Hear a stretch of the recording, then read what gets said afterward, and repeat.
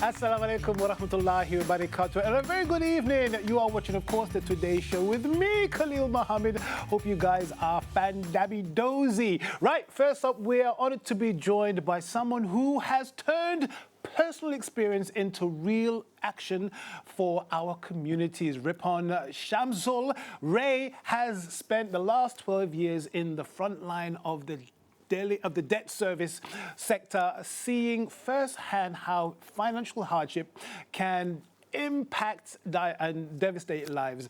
Determined to be part of the solution, the founder, he founded a new organization focused on supporting minority Muslims facing poverty and exclusion in the UK. He's also the author of the powerful new book, COVID Crisis, the Brit-Bangla Response, praised by leading universities for giving a voice to and resilience to the struggle of the British Bangladeshi community during the pandemic, a story too often left untold. Isn't that a shame? Tonight, Ripon joins us to share his journey, his visions, and why uplifting unheard voices has never been more important than it is today. Here he is on the show. Assalamu alaikum, Ripon. Wa alaikum assalam, Khaleel, and thank you for the invitation. Thank you for taking up the invitation and joining us once again. Now, this topic, I'm sure everybody at some degree is going to be able to relate to it because it's about debt, it's about finances. We've seen the negative effects that debt can have on individuals. What inspired you to decide to do something to help the community? I think, for me, just like many people who are listening to this show, it usually starts from home. And that was pretty much the case. When I finished my degree, guess what, Khaleel? I found myself in a situation where I could not pay my credit cards. So that's how my journey began. But going forward, or moving forward 10 years, I thought, okay, how can I focus on ways to build lives not just for me, but for others. And one of the way I found was really giving debt advice at first. And that was over 14 years ago. So obviously things have changed a great deal. The advice, the way you give advice has also changed a great deal. And guess what, Khaleel? The way things are going right now and the debt sector on the whole will tell you that it's getting very difficult for many. And that's why I decided to carry on, because charities like Citizens Advice, local or national, and Step Change, they all will tell you we are overwhelmed by the cases that we're seeing. So from my opinion, how can I come in and support the communities who are struggling, especially from Muslim background? I can't think of a family or individual that hasn't had debt to the point where it can be quite devastating, having bailiffs at your door, having your car a threat of being towed away. I've known people that's been through that and they've had to call somebody to get them to pay. So it can be very devastating and it can be traumatic. But what does recovery and empowerment look like once people have kind of used your services or similar services to get back on their feet, especially families who maybe find themselves in really chronic debt? Yeah, so you mentioned about the actual event is traumatic, and you are, Khaleel, you are so right. What you are actually going through is a period of trauma caused by financial trouble. So one of the way to get out of it, and that is really the main problem for a lot of people, is accepting the fact that you are going through a traumatic event.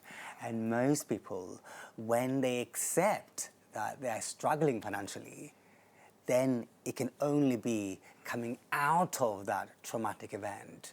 Then it's all a matter of where can you seek support, how can you seek support, what sort of advice is out there.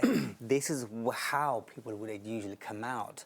So obviously there's no one size fits all at all, but that's what it is. So initially accepting, that's like when you have a mental health trouble, accepting the fact that you are in financial trouble. Then it's about how can I come out of that financial trouble. So that's where you end up talking to others, both creditors, advice services, or whoever it may be. Yeah, I mean, I found in my own personal life, sometimes speaking to creditors, it makes a big difference. Just to speak to them and say, I'm having this difficulty, what can you do to help me? And more often than not, they're very helpful because they want to get paid. They want to, reconcile those bills and those amounts that are building up. But sometimes people feel reluctant to do so. And I understand that. I totally understand that. Now, you're in your organization, you want people to get on board and to help out. What is your vision for that, and how can they actually help out with your organization? I think when you set up any organizations, and you rightly have stated about the visions, and my vision is ultimately there is a way out of your trauma, and the trauma, we all have to accept the fact that it is there.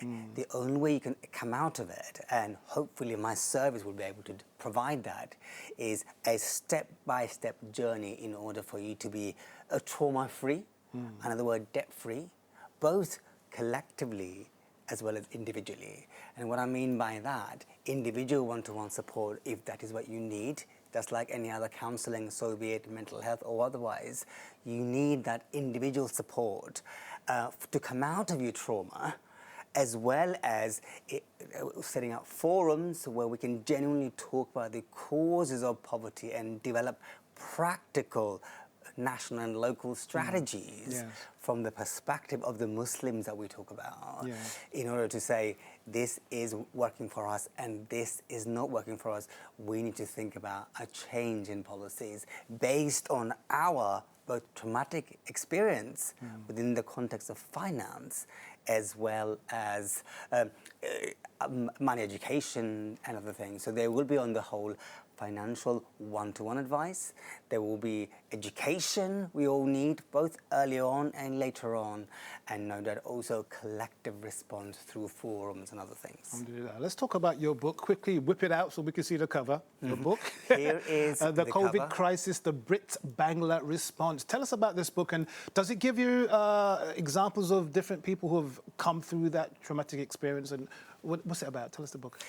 Yeah, so you probably have realised that I seem to kind of infatuated by the word trauma. We've said it a few times. One way or another. Almost feel traumatized, saying traumatized. Yeah, absolutely. Yes. So that it is. So it is. I seem to thrive on the setting where there is trauma and coming out of it, both in the context of service providing in terms of debt. We're talking about where it is about crisis management. Yes. And also the book, which pretty much is about collective, a pandemic, within the context of a global pandemic, how a specific community such as this Bangladeshi community both experience, both individually and, of course, collectively. And the other thing is also there was also a collective response. There were lots of Zoom meetings, there were lots of conversations on WhatsApp groups, Facebook groups, and so many other groups that I can't even put a name and a list to it. It's that collective resilience and response and battle within the context of a health crisis. This is what I actually deal with, where regardless of your trauma within a health crisis, you come out of it thriving. And guess what, Khaleel? The outcome is that this particular group, the Bangladeshi group, were the highest vaccine uptakers in London compared to any other ethnic group, due to the fact that there were massive campaign within and out. Now, that statistic may be new to a lot of people, and they can't quite understand what it is. Can you unpack that and tell us why do you think that is? I think there were a number of factors actually played a part. I think, I'm not sure if you remember, Khaleel, but around this period, of course, there were certain things that were similar with all other groups. For example, grassroots campaign, COVID vaccination campaign, amongst other things, nationally, locally, and so forth. There were few things that were on the side, is that most Bangladeshis in London are clustered in one area. So they're not spread out everywhere. So when there is a whisper goes a long way within the community. That's what it is. So it's quite a close-knit community. So although many of us may not like the idea that why this community is close-knit, however, once a message goes through to one, it whizzes through the other. That's the other thing. And the the other element plays a part is during that period, Bangladesh was celebrating the liberation movement, 50th anniversary of independence of Bangladesh. Those sort of things, among many things, played a huge part in developing consciousness of this community, and I think that's why. And also this group among as well as African communities who were badly hit, but of course the response has been much greater because of the whispering that went through, and what do you call it, the mobilization was much more effective because of so many factors, including grassroots activities. Oh, wow. Now, this book has been described as a voice for the disenfranchised, is that correct? What have you learned about resilience and faith and how communities can come together to actually help out once some of these stories have kind of come to light? Yeah, I mean, you're right. It is about resilience, and what's interesting to me, it's a bit like, I suppose, you know, from a tiny. There's an interesting saying that I can't remember off the top of my head, where from a tiny pebble, a huge thing grows. This is what it's all about, really. So it's a bit like saying the civil rights movement in the US.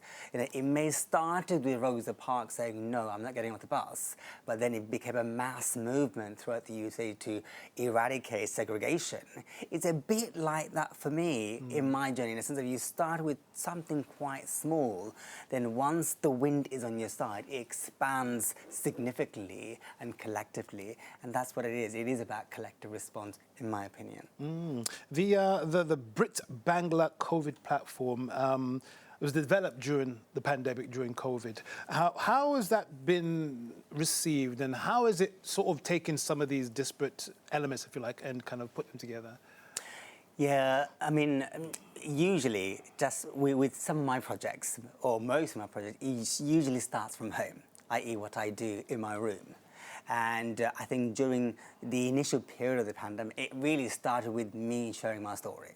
If you can imagine, Khalil, you probably have your own story during that period. I was literally working, 5 days a week, working from office to no for office, but facing a blank wall, and that was it. So obviously, for me, a radical shift away from office to home 7 days a week was traumatic. I think the way I found that I wanted to kind of come out of my, I suppose, trauma was really through sharing my story. And once I did that on social media, many more individuals actually decided to approach me, and they started sharing their stories. So from my story to other stories, and from other stories, I thought, okay, there is a trend here. That was way before it was established Bangladeshis and Pakistanis, actually, how the death rate was much higher, way before that was the case. And then I thought, how can I move away from individual stories to data? So what I did is I surveyed, one of the most earliest survey that interviewed 80 Bangladeshis who have lost their loved ones. What were their health status was like, what was their housing status was like, and I recognized a pattern. So then it's about, okay, it's no longer about just individual stories and also a survey.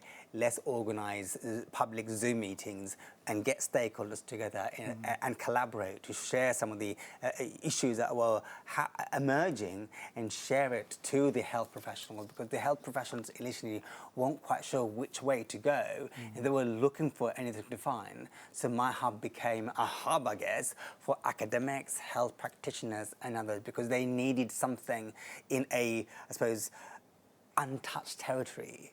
So that's how it really kind of started and ended. As I mentioned before, that I can't imagine anybody watching right now hasn't experienced debt or isn't experiencing prices rising at the moment, And I realized that I spoke to my nephew who lives in Egypt, and he's telling me the same things happening over there. So for those people, those of us, practically everybody, who's experiencing the cost of living crisis and prices skyrocketing beyond our imagination, what message do you have for them tonight? I think the message would be actually a very simple one. If you are experiencing a financial hardship, best thing to do not dig yourself a hole.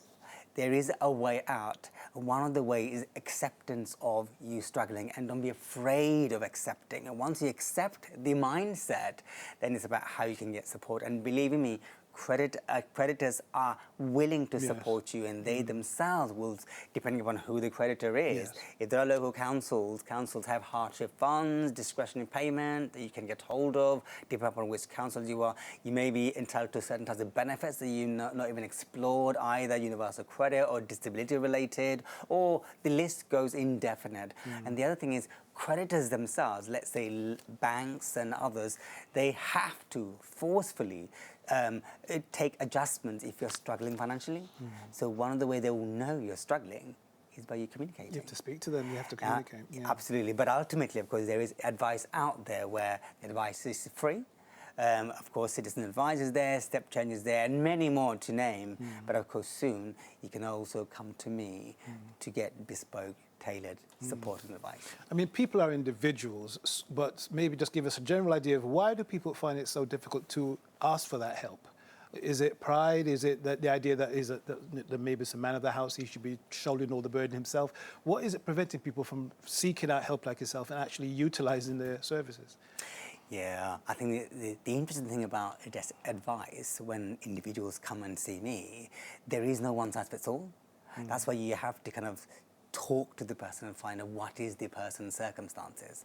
Then you realize that the causes could be many, but to kind of summarize what you're saying, Khaleel, is that there are a shame. A shame is rampant when you're struggling.